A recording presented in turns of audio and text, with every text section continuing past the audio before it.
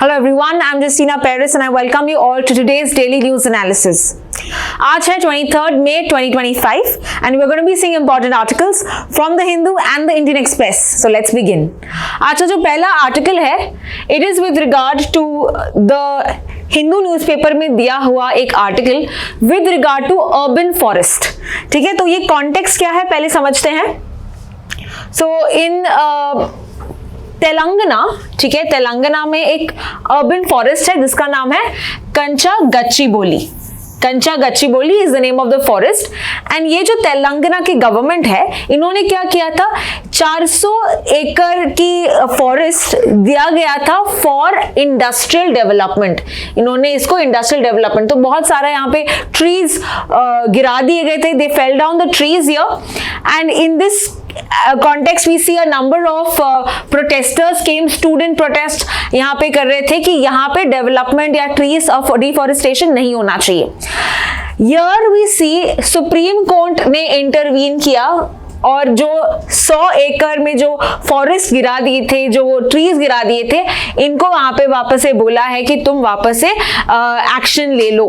सो ये यहाँ पे supreme court has intervene saying कि जो हमारे फॉरेस्ट है इनको ये प्रोटेक्ट करना चाहिए, दे आर वेरी इंपॉर्टेंट. तो ये आर्टिकल यही कहता है कि क्यों अर्बन फॉरेस्ट इंपॉर्टेंट है. अर्बन फॉरेस्ट का मतलब क्या है, जो फॉरेस्ट अर्बन रीजन्स में है, जैसे कि मुंबई, दिल्ली, जयपुर, ऐसे रीजन्स में अगर हम फॉरेस्ट की बात करें, why the important, what is the use of it, what is the impact अगर वो नहीं होंगे, ये सब आर्टिकल में आज कवर किया है. So let's see with regard to this.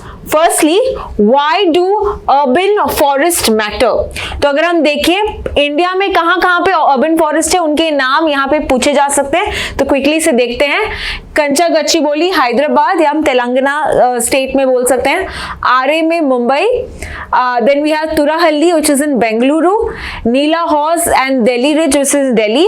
And Dolkabad which is in Jaipur. तो ये आपके अर्बन फॉरेस्ट है, ये the prominent ones in India. Clear. इसके क्या बेनिफिट्स है, why do they matter. Firstly, to mitigate climate change effects, right.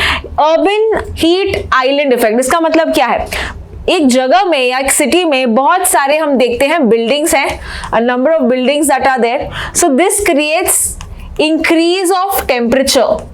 Okay, because of overcrowding, because of this concrete jungle, क्या होता है यहाँ पे टेम्परेचर काफी बढ़ता है. So that is what they are saying. Urban heat island effect को कम करने के लिए forest play a very important role. Next, controlling storm water run off. जब ऐसे फ्लड्स और सब होते हैं, सो they also help to hold और prevent soil erosion. Absorb carbon and air pollutants. तो हमको पता ही है फॉरेस्ट या जो ट्रीज होते हैं, they take in carbon dioxide and they give out oxygen. तो ये एयर को प्यूरिफाई करता है, कार्बन डाइऑक्साइड को कम करता है. They provide habitats for endangered species. We know the birds and animals, they are mainly situated in this particular regions, है ना. तो ये इनके लिए बायोडाइवर्सिटी, कल का जो दिन है बायोडाइवर्सिटी डे था. सो इसके रीजन में ये जो आर्टिकल है, it is fitting. Further health impact. Okay, as I said, oil pollution, air pollution को कम करने में लिए, स्पेशली दिल्ली की बात करें, विद द AQI एवरी नवंबर दिसंबर हम देखते हैं कि जो एयर क्वालिटी इंडेक्स है ये कैसा बढ़ जाता है. इट बिकम्स वेरी पुअर और बिकम्स वेरी सिवियर. क्लियर. इनके अलावा सोशल वैल्यू भी है यहाँ पे. कैसा social value? We normally go to these forest regions. We can go for a walk here, we can go for cycling near these regions. Why? Because it creates a very relaxed atmosphere. तो एक आपको जब leisure चाहिए, जब आपको calm down करना है, you go to these forested regions, right? तो relax करने के लिए, mental well-being के लिए. तो ये cities में urban forest होना कितना फायदेमंद है, कितना important है, तो ये आर्टिकल कहता है. इसके अलावा अगर हम देखें इसको प्रोटेक्ट कैसे करते हैं. प्रोटेक्शन के लिए हम देखते हैं number of policies, number of judgments, number of articles in the constitution है. So let's firstly see the urban forest कौन से पॉलिसी के अंतर्गत प्रोटेक्टेड है. We have the national forest policy. Now question for you is what is India's current forest land. अगर हम देखें कितना परसेंटेज हमारा फॉरेस्ट है, क्योंकि हम अगर देखते हैं इस पॉलिसी के दौरान हमारा जो टारगेट है कि हम 33% फॉरेस्ट रीजन्स हो by 2030. So this is the target that we have कि 2030 तक we want 33% of forest region. So can you tell me अभी कितना परसेंट है? ये हमने कुछ महीने पहले डिस्कस भी किया था. Let's see if you remember. Clear? Apart from that we have Green India Mission 2014 का है ये. Smart Cities Mission and AMRUT which talk about urban regions का डेवलपमेंट. ये Ministry of Housing and Urban Affairs में ये स्कीम्स आती हैं which talk about urban की development. Next is we have some Supreme Court judgements, landmark judgements भी हैं, जैसे कि गोदवर्मन केस 1996 का है which talked about increasing the definition of forest. इसके अलावा 2004 में सुप्रीम कोर्ट का ऑर्डर आया to direct all the states to ensure that they map, they survey and they protect their forest. तो ये 2004 में सुप्रीम कोर्ट का ऑर्डर भी आया. फर्दर दिल्ली हाई कोर्ट ने 2015 में हम देखते हैं they directed the protection of the Delhi ridge. तो this is like the urban forest in the Delhi region. तो यहाँ पे प्रोटेक्शन करने के लिए बोला था. सुप्रीम कोर्ट ने एक ऑर्डर पे स्टे लगाया था 2020 में to halt the tree felling in Aarey. Aarey जो है this was in Mumbai. So यहाँ पे मेट्रो शेड्स बनाने के लिए आरए के फॉरेस्ट को निकाला गया था एंड यहाँ पे इन्होंने स्टॉप किया था कि आगे जाके आप यहाँ पे ट्री फेलिंग मत करो. एंड 2024 में राजस्थान में भी हम देखते हैं सीओ मोटो कॉग्निसेंस लिया था in the Bairan district. And recently अगर हम देखें 2025 की बात करें द कच्चा गच्ची बोली विच इज इन हैदराबाद. यहाँ पे सुप्रीम कोर्ट ने बोला कि यू कैन नॉट, रिप्रिमांड किया था यानी रिब्यूक किया था, क्रिटिसाइज किया था तेलंगाना की गवर्नमेंट को कि आप ऐसा ट्री फेलिंग नहीं कर सकते, specially because it has so much of value for the region of Hyderabad. Constitution में भी कुछ आर्टिकल्स हैं, जैसे कि आर्टिकल 21. आर्टिकल 21 एक फंडामेंटल राइट है जिसमें यहाँ पे हम देखते हैं basically broadly consist of right to life and liberty. Right to life मतलब it's not about just living, सांस लेना is not right to life, but to ensure कि हमारे पास एडिक्वेट मेजर्स होने चाहिए ताकि हम अपना जीवन अच्छे से व्यापन करें. You know we can live our life in a better way. So in that case we have right to healthy environment which is a part of right to life. Okay, right to environment, right to clean air, right to water, ये सभी rights right to life के अंतर्गत आते हैं because of the wider interpretation of the Supreme Court judgments. Further articles 48 है, article 51AG है.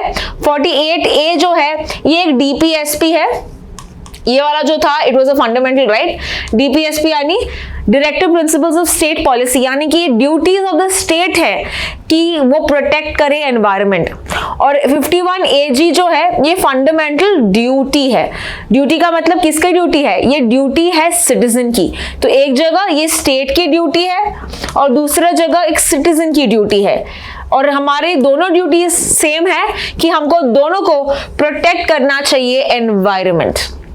Clear? So all three rights में हम देखते हैं yes we have to give due consideration to the environment because the environment gives us a lot. तो एक balance create करना है हमको with regard to environment and economical advancement, ecological development and economic advancement.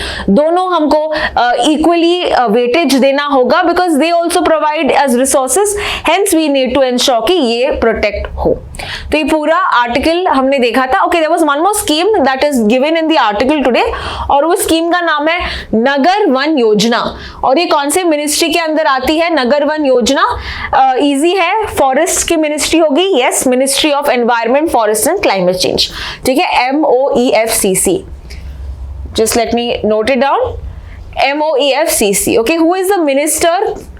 Minister किसके under आती है ये आपको मुझे चैट बॉक्स में लिखना है. नगर वन योजना is the name of the scheme. इसको हम इंग्लिश में कहते हैं अर्बन फॉरेस्ट स्कीम. ये 2020 में आई थी और इनका गोल है कि 1000 ऐसे अर्बन फॉरेस्ट होने चाहिए by 2047. A very important goal, a very important target you have to remember for your exam. अभी तक we see that we have 1445 square kilometre forest tree cover that is added. और यहाँ पे it also aligns with Prime Minister's emphasis on wildlife and biodiversity conservation. ये emphasize किया था world wild day. World wild day कब मनाया जाता है? It is celebrated on 3rd मार्च. ठीक है, तो इस दिन में उन्होंने भी कहा था, प्राइम मिनिस्टर ने भी कहा था कि हमारे जो नीड्स है ये अलाइन होने चाहिए विद द बायोडाइवर्सिटी.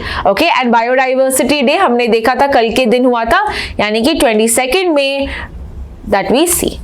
ठीक है, so important days, please note it down. Let's proceed to the next article. तो हमारा नेक्स्ट आर्टिकल है, it is with regard to UK एक डील साइन कर रहा है, एक अग्रीमेंट साइन कर रहा है. किस कंट्री के साथ? मॉरिशस के साथ. Okay, it is signing with Mauritius for which particular island we are talking in about? Chagos island. तो यहाँ पे आप देख सकते हो चागोस आइलैंड यहाँ पे है. Okay, and now this is giving this particular Chagos Island to which country? To the ownership it's giving to Mauritius. तो पहले देखते हैं what exactly is happening. तो May 22 यानी कल के दिन ब्रिटेन ने साइन किया था an agreement to transfer sovereignty of Chagos to Mauritius. Okay, but एक आइलैंड है, one of the largest island in the Chagos is called as Diego Garcia. तो Diego Garcia is one of the largest island of Chagos. ये उन्होंने Mauritius को नहीं दिया है अभी तक, यूके ही इसको रिटेन करेगी, ये एक क्लॉज है. एंड बदले में मॉरिशस को क्या मिलेगा? यहाँ पे बदले में मॉरिशस को मिलेगा 101 मिलियन यूरोस, या अगर हम डॉलर्स की बात करें 136 मिलियन डॉलर्स इनको मिलेंगे हर साल. Okay, for at least 99 years lease पे है ये. Okay, so once again Chagos island पूरा जाएगा मॉरिशस को, लेकिन चागोस में जो एक आइलैंड है डिएगो गार्सिया, ये अभी भी यूके के पास होगा. 99 इयर्स लीज पे लिया है, उसके बदले में पैसे देंगे वो मॉरिशस की गवर्नमेंट को. Now why is Diego Garcia an important island? Why is it still retaining control? That is because ये एक बेस है ऑफ द यूनाइटेड स्टेट्स और एक क्रिटिकल है दोनों यूएस और यूके के लिए. Specially even during the world Wars भी हम देखते हैं कि ब्रिटिश और यूएस यहाँ पे बेस करते थे, यहाँ पे अपने ऑपरेशंस चलाते थे. Even during the Vietnam war अगर हम बात करें, so it has a number of counter terrorism and intelligence efforts, ये इस बेस से कैरी आउट करते हैं. तो अग्रीमेंट किसने साइन किया था? As I said, British government ने साइन किया था. तो ब्रिटिश के प्राइम मिनिस्टर कौन है? यूके के प्राइम मिनिस्टर हैं PM Keir Starmer. You have to know these names. Okay, तो पीएम कियर स्टामर. और मॉरिशियन के लीडर कौन है? नवीन रामगुलम. हमने देखा था हमारे प्राइम मिनिस्टर रिसेंटली मॉरिशस गए थे on the national Mauritius day, उनका जो नेशनल डे है तब हम गए थे. So can you tell me when is the national day of Mauritius? क्योंकि वो इंडिया के हिस्ट्री से रिलेटेड है, तो आपको यहाँ पे बताना है मुझे when is the national day of the Mauritius. And क्योंकि हमारे प्राइम मिनिस्टर यहाँ पे चीफ गेस्ट बन के गए थे. So let's understand, ये मैप में अच्छे तरह से जान लेते हैं exactly with regard to the Chagos. So here we see Chagos Island है, ठीक है, Chagos Island है, and यहाँ पे we have the UK that is operating one of the island Diego Garcia. और मॉरिशस कहाँ पे है? यहाँ पे मॉरिशस है. तो यहाँ पे अभी मॉरिशस को कंट्रोल दिया है ऑफ द Chagos Islands. तो अगर हम बैकग्राउंड के साथ देखते हैं, हाउ डिड द ब्रिटिश, जो इतना दूर है, इनको कैसे कंट्रोल मिला था शागोस का? So we see that the British had this particular region का control all the way since 1814. Okay, तो ये स्प्लिट हुआ from Mauritius in 1965 and 3 years before Mauritius independence हम देखते हैं. ओके, जब ब्रिटिश गवर्नमेंट चली गई थी, they still had control over the Chagos island. यहाँ पे हम देखते हैं 2000 चागोसियंस जो वहां पे चागोस आइलैंड में रहते हैं, इनको भी हटा दिया था in the 1960s and 1970s ताकि एक यूएस बेस बना सके. Now the base जो हम बोलते हैं डिएगो गार्सिया वाला जो बेस है, ये यूएस ऑपरेशंस वहां पे चला रहा था, specially during from Vietnam to Iraq and Afghanistan. This was a very important base for the US army. In 2019 हम देखते हैं finally International Court of Justice, okay, which is a major organ of the United Nations, एक principal organ है which deals with disputes between countries. तो इन्होंने यहाँ पे बोला था कि यूके ने अनलॉफुली अभी भी इसको रिटेन कर लिया है। जब वो चली गई थी, इट शुड हैव एंश्योर्ड कि वो मॉरिशस को दे वापस, पर इन्होंने नहीं दिया था। तो आईसीजे ने बोला कि you have to give it back, and soon United Nations General Assembly में यूके गवर्नमेंट को अर्ज किया कि तुम यहाँ पे रिटेन करो, you can give back Mauritius its islands, return the islands to Mauritius, the Chagos Islands to Mauritius, and that we see currently finally agreement sign हुआ है कल के दिन, यानी कि May 22nd 2025 में finally this has been complete. Let's proceed to the next article. अगला article autism से रिलेटेड है। ओके, सो कॉन्टेक्स्ट ये है कि एक यूएस हेल्थ सेक्रेटरी जिनका नाम है Robert F Kennedy, okay, Robert F Kennedy junior, इन्होंने यहाँ पे अनाउंस किया है कि there will be a major testing and research initiative, ठीक है, ताकि हम आइडेंटिफाई कर सके एनी एनवायरमेंटल टॉक्सिन्स जो लिंक करते हैं ऑटिज्म से। So we are now doing some research, I mean the US government is doing research कि क्या एनवायरमेंट इज रिलेटिंग और is linking to autism which is a health disease और disorder. Let's understand what is autism. World Health Organization के द्वारा it is defined as a spectrum of neurodevelopment disorders. Spectrum, a large region, a large scale disorders with regard to the brain, okay, with regard to the neurodevelopment, okay, so brain से related है ये। तो इससे क्या हो रहा है? Because of this disorder, you find it difficult to interact. Social communications में, social interactions में एक repetitive behavior. If you watch this movie called My Name is Khan, right?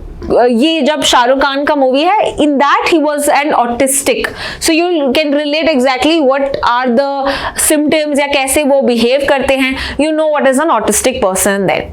Now ये आइडेंटिफाई होता है अर्ली चाइल्डहुड से, of course it is diagnose later when they try to interact, तभी आपको पता चलता है कि probably this person is an autistic.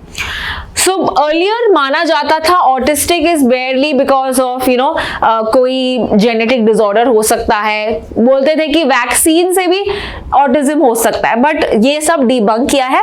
अभी बोलते हैं कि जो ऑटिज्म, ये जो डिजीज है, ये जो डिसऑर्डर है, it is mainly caused of a complexity of two things. एक है जेनेटिक और दूसरा है एनवायरमेंटल, ठीक है। So there are two aspects which cause autism. The first one that we talk about is genetics, yani hereditary. If your parents have some chances of or the gene, then it can pass on to the child. And second is environmental influence, yani कि parental age की बात करें, air pollution का exposure की बात करें, all of this can also lead to autism. इससे we also are seeing what kind of things we need to take care. तो प्रायोरिटी यही होनी चाहिए कि डायग्नोसिस जल्दी से हो, इंटरवेंशन हो, ताकि it does not get difficult for the child then to lead life. Further psycho education होना चाहिए, स्पेशली फैमिलीज को, चाइल्ड स्पेसिफिक इंस्ट्रक्शंस, इंटरवेंशंस होने चाहिए। जो मिस इन्फॉर्मेशन है, जैसे मैंने कहा कि वैक्सीन से हो जाता है, सो ये सब जो इंफॉर्मेशन है, मिस इन्फॉर्मेशन है, इसको बंद करना चाहिए, इसको कॉम्बैट करना चाहिए। Okay, further you need to pay attention to the maternal health, especially during pregnancy. Mental health पे focus होना चाहिए and other such non-communicable diseases, and to ensure कि जो environment है ये optimal हो, ये maximize the better environment for the child to grow and to develop. तो ये पूरा article हमने देखा autism से related. Let's proceed to the next article. अगला article है Amrit Bharat station scheme. Amrit Bharat station scheme. तो अभी देखते हैं कि प्राइम मिनिस्टर ने रिसेंटली एक वीडियो कॉन्फ्रेंसिंग के द्वारा लॉन्च किया है 103 Amrit Bharat railway stations, 103 Amrit Bharat railway stations in Bikaner Rajasthan. Okay, तो what exactly is Amrit Bharat stations, ये पहले जानते हैं and then we'll come back to this. So here we see this was launched in 2023. Indian Railways का इनिशिएटिव है या मिनिस्ट्री ऑफ रेलवेज का है ये, to develop railway station across India. तो रेलवे स्टेशन तो है ही, इसको बेटर डेवलप करना है। कैसे डेवलप करेंगे? हम इसको मॉडर्नाइज करेंगे। कितने रेलवे स्टेशन को मॉडर्नाइज किया जा रहा है under the scheme? 1300 railway station, ताकि हम पैसेंजर के एक्सपीरियंस को और भी बेहतरीन करें, इंप्रूव करें। फर्दर हम देखते हैं यूनिक नीड्स केटर करते हैं ईच स्टेशन का। सो मेनली हर गांव में जैसे स्टेशन होता है, उस जगह की जो स्पेशलिटी है, उस जगह का जो लोकल क्राफ्ट्स है, इसको पॉपुलराइज करो, because people are from various regions travelling. तो इससे क्या होगा? इकोनॉमी बढ़ेगी उस जगह की, राइट? इसमें अवेयरनेस होगा कि कौन सा चीज कहाँ पे उगती है, पैदा होती है या बनती है।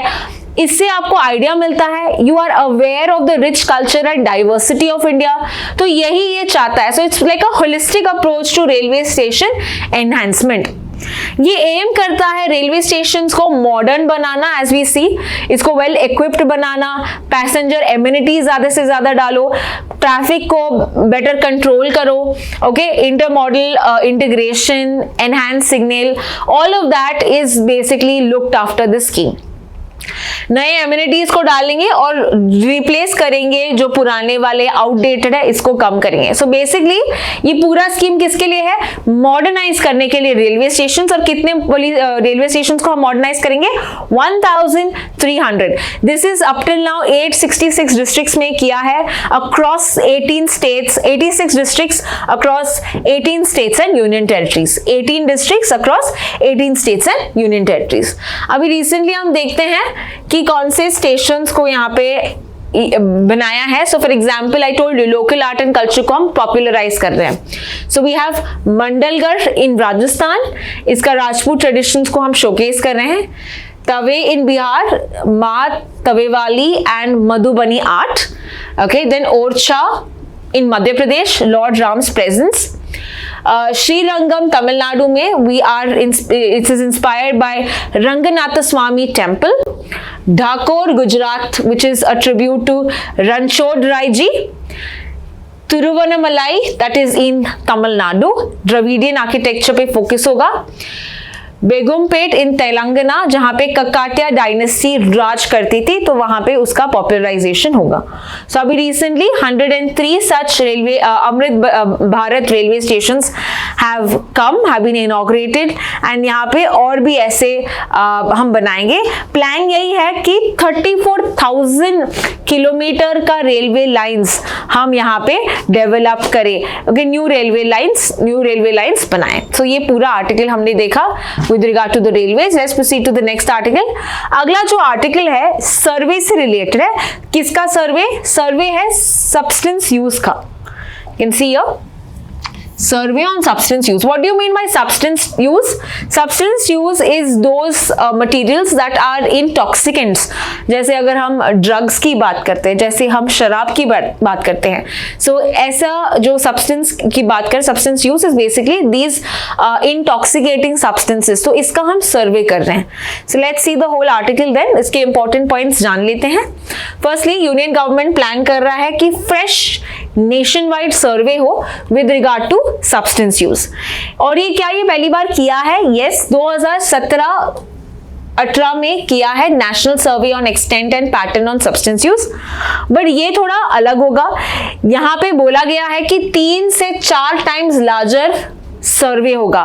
मतलब पहला का सर्वे प्रॉब्ली स्मॉल था, but now this is going to be a good nationwide. That is why it is first of its kind. ये पहली बार ऐसा हुआ है, पहले इससे नहीं हुआ है। फर्दर कौन कर रहा है, कौन प्लान कर रहा है? It is the ministry of Social Justice and Empowerment. This is the ministry that is doing the survey, finalising the survey. अगर हम पिछले सर्वे की बात करते हैं, उससे क्या इंफॉर्मेशन मिलता है ये भी देखते हैं। फर्स्टली जो सर्वे है ये 2 टाइप के होते हैं। एक है हाउस होल्ड सर्वे, जो घर घर जाके सर्वे पूछते हैं। तो ऐसे 4.7 लाख इंडिविजुअल्स को सर्वे किया था अक्रॉस 2 लाख हाउसहोल्ड्स, घर घर जाके। सो 2 लाख घरों में जाके उन्होंने सर्वे लिया है और 4 लाख लोगों से पूछा, ऑलमोस्ट 5 लाख लोगों से पूछा है। Further second is respondent driven survey. Respondent driven survey is we are not going to each and every household, यहाँ पे they are taking people who are drug dependent persons that are using the substances, और उनको कहा जा रहा है कि आप यहाँ पे ऐसे 3 लोगों को का नाम दे दो जो ऐसा ही सब्सटेंस यूज करते हैं। Okay, so that is called respondent driven, कि यहाँ पे कोई आदमी है जो ड्रग्स या अल्कोहल कर रहा है, वो किसी और पर्सन को रिफर करेगा और उससे बाद में सर्वे किया जा रहा है। Then we are serving another person based on him. तो इससे क्या होगा, this will help to ensure कि जो अंडर रिपोर्टिंग है ये कम हो, we actually get the true data with regard to this. तो यहाँ पे 2 कंपोनेंट्स का ध्यान रखते हैं। फर्दर इसमें क्या पता चला कि सबसे ज्यादा सब्सटेंस यूज जो है वो अल्कोहल यानी वो शराब से होता है, दैट इज 15 करोड़ यूजर्स ऐसे होते हैं, और माइनर्स यानी जो 18 साल से कम है वो भी यहाँ पे यूज करते हैं। सो दैट इज से 30 लाख ऐसे माइनर्स भी यहाँ पे यूज कर रहे हैं, which is in the age group of 10 to 17 years.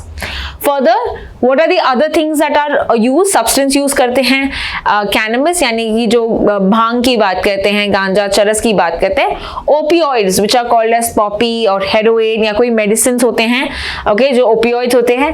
Then the sedatives, inhalants, cocaine, amphetamine type stimulants and hallucinogens, तो इसका भी जो यूज है ये भी हाई है। So let's see with the new survey क्या कुछ नया आता है, क्या कुछ नया डेटा हमको पता चलता है, दैट यू विल सी। ये जो डेटा हम पुराने सर्वे का है। Clear? Let's proceed to the next article. अगला आर्टिकल है अडोलेसेंट हेल्थ से related. Adolescent health is basically the teenage years की बात करें, द यंग अडल्ट्स की बात करें, that is called as adolescence. तो अडोलेसेंट्स हेल्थ पे यहाँ पे फोकस किया गया, एक रिपोर्ट आया है, तो उस रिपोर्ट पे जो भी इंपॉर्टेंट डेटा है वो यहाँ पे डिस्कस करेंगे। सो फर्स्टली ग्लोबल अडोलेसेंट का पॉपुलेशन क्या है, कितने बच्चे, कितने यंग अडल्ट्स हैं, दे आर अप्रोक्सीमेटली 2 बिलियन, यानी कि वर्ल्ड पॉपुलेशन की बात करें then it takes up to 24% of the world population. हम देखते हैं this is the largest adolescent generation in human history. अभी तक हम देखते हैं over the years this has been the largest population of the adolescents, and they are also consisting of the first global generation of digital natives. इसका मतलब क्या है कि बहुत सारे जो एडोलेसेंट्स हैं they are heavily using the internet, ठीक है, they are part of the digital age. तो ऐसा कहा जाता है कि 79% जो है, अगर हम एवरेज की बात करें, जो एडोलेसेंट्स है यानी कि 15 to 24 years, these are called as adolescents, तो they use the internet globally. और अगर हम डेवलप्ड या हाई इनकम कंट्रीज की बात करें then 95% plus of these adolescents are digitally connected. So these are the new generation kind of a crowd, and यहाँ पे कहा जा रहा है कि 2100 की अगर बात करें, we will have 46% who will be in Africa and 85% will be in Africa और Asia। तो कुछ यहाँ पे डेटा हमको ये रिपोर्ट देती है। रिपोर्ट कौन देती है? रिपोर्ट देती है एक लैंसेट रिपोर्ट और Lancet commission. So we'll see what exactly is the report and what is the data। तो ये second Lancet commission on adolescent health and wellbeing ये रिपोर्ट है, जिससे हमको पता चल रहा है कि बाय 2030 ओके 2030 तक 50% एडोलेसेंट जो है they will live in multi burden countries, और इन पे होगा health challenges, they are going to face health challenges. How many of them? 50%, आधे से ज्यादा यहाँ पे हम देखते हैं they will have health challenges adolescents में। इसमें बताया जा रहा है कि 464 मिलियन एडोलेसेंट्स ये ओवरवेट है, ओके, सो दैट मीन्स यहाँ पे ओबेसिटी का खतरा है। फर्दर 42 मिलियन जो है are expected to lose mental disorders और suicide, okay. So 2 major problems हैं, इधर ओवरवेट हम देख रहे हैं and second is mental disorders, यानी कि सुसाइड का जो खतरा है ये हो सकता है। कमीशन जिन्होंने ये रिपोर्ट दिया है ये बनाया था 2021 में, एंड 44 ऐसे कमिश्नर्स थे with in the commission, okay. इसमें 10 यूथ कमिश्नर्स भी थे, एडोलेसेंट्स भी पार्टिसिपेट कर रहे थे। So to get this data to understand what exactly is happening, progress and achievements की बात करें देन एडोलेसेंस जो मोर्टेलिटी है, जो डेथ रेट है, ये कम हुआ है बाय कितने percent? By 27%. So this is a good news. और ये इंप्रूवमेंट क्यों हुआ है? बिकॉज हम देखते हैं जो मैल न्यूट्रिशन है ये रिड्यूस हुआ है. So people are well fed, food security issues are there proper. Next is communicable disease, because अभी क्या है, modern age है, modern technology है, तो health के मामले में अगर हम देखें जो death rate है ये गिरा हुआ है. Further increase access to education, लोग पढ़ रहे हैं. डिजीजेस का भी कैसा करूँ ना, there are symptoms, they go and they have a checkup. तो इसके कारण भी जो इलनेस से जो डेथ होती है ये हम बचा पाए हैं, ये हम कम कर पाए हैं. So that is the whole article with regard to the Lancet data on adolescence. Let's proceed to the next article. अगला जो आर्टिकल है it is with regard to supreme court, जिन्होंने अभी फ्राउन किया है या वो नाखुश है किससे? एनफोर्समेंट डायरेक्टोरेट से. बिकॉज एनफोर्समेंट डायरेक्टोरेट ने क्या किया? They have had allegations over 10 liquor retailers. Let's understand the whole article now. तो क्या हुआ है is we have this body which is called as TASMAC. Okay, अब ये टैस्मैक क्या है? टैस्मैक एक स्टेट रन लिकर है. टैस्मैक किस स्टेट का है? तमिलनाडु. ठीक है, तो Tamil Nadu state run government, okay, Tamil Nadu की गवर्नमेंट की एक रिटेल मोनोपोली है और जो ऑपरेट करती है 7,000 such outlets in Tamil Nadu. Okay, तो एनफोर्समेंट डायरेक्टोरेट ये आके इन पे इन्होंने बहुत सारे FIRs लगाए. There are around 41 FIRs. Okay, why did they put FIRs? Why did they file FIRs against this state-run, state government-owned, liquor company? It is because they said कि कुछ financial irregularities है, ये ठीक तरह से काम नहीं कर रही. So we see that मार्च में ओके इन्होंने ईडी ने सर्च भी किया, कंडक्टेड सर्चेस 20 ऐसे लोकेशंस पे even in the TASMAC the headquarters जो चेन्नई में है. और ये क्या एलिगेशन लगाती है एनफोर्समेंट डायरेक्टोरेट ईडी पर कि यहाँ पे ये ओवर चार्जिंग कर रहा है. ठीक है, there are kickbacks from distilleries to TASMAC officials, bribery कर रहा है. Okay, especially with regard to transfer of one person to another. तो ये सब बहुत एलिगेशंस कौन बोल रहा है? ईडी कह रहा है तमिलनाडु पे. ना coming back to the article, supreme court यहाँ पे इससे नाखुश है. सुप्रीम कोर्ट कहता है कि ठीक है, तुम यहाँ पे इंडिविजुअल पे ईडी या रेड लगा सकते हो, तुम यहाँ पे कॉर्पोरेशन पे कैसे लगा सकते हो?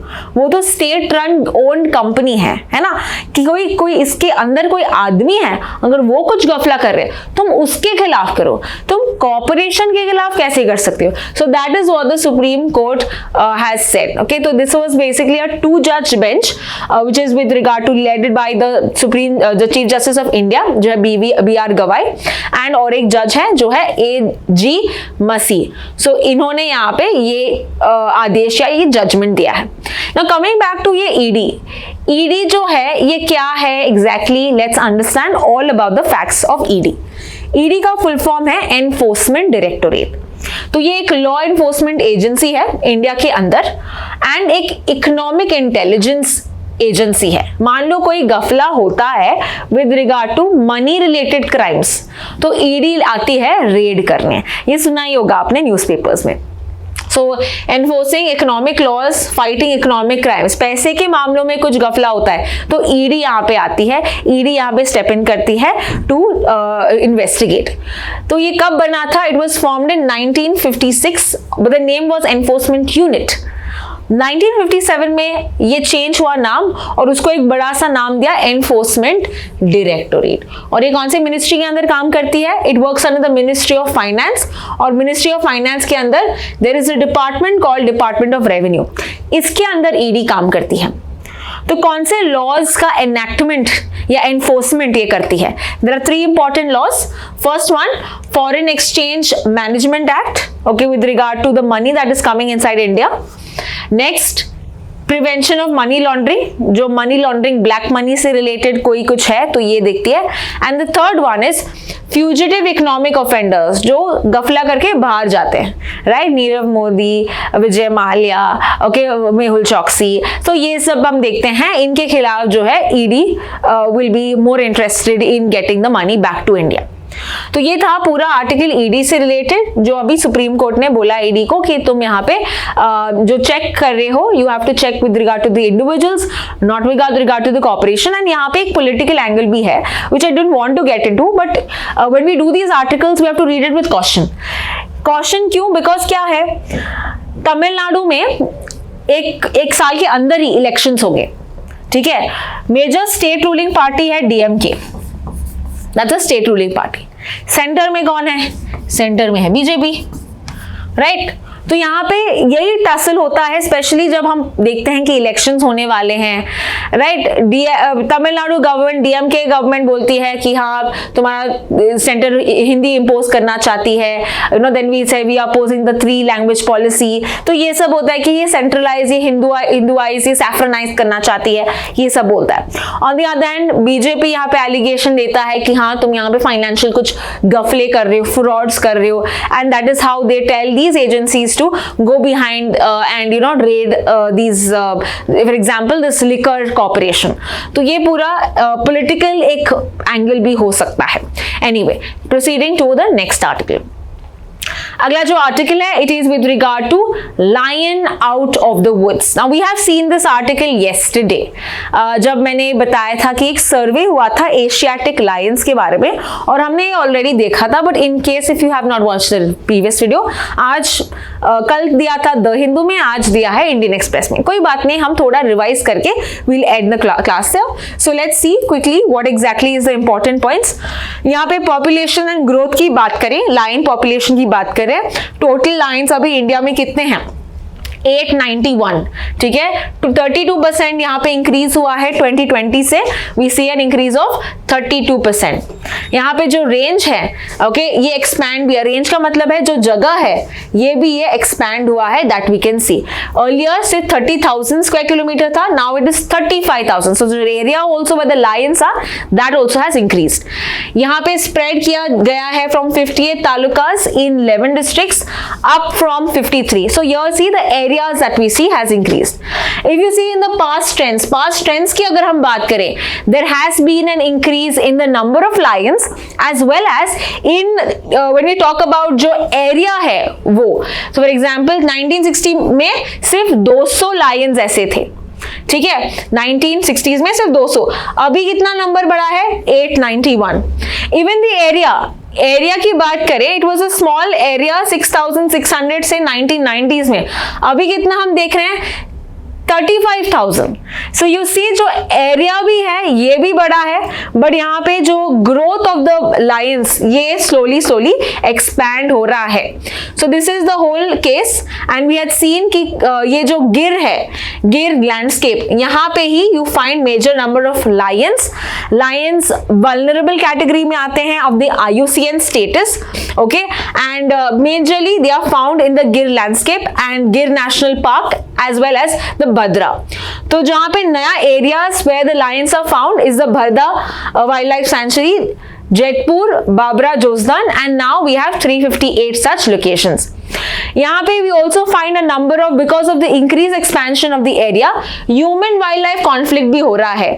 यानी कि the lions are going to farmlands, plantations, westlands, अलग अलग regions में जा रहे हैं, जिसके कारण यहाँ पे interactions हो रहे हैं humans के साथ, which is leading to human wildlife conflict, जिसके कारण retaliatory killings हो रहे हैं, electrocution कर रहे हैं हम lions की, drowning कर रहे हैं उनको, because they are a threat as humans are seeing them.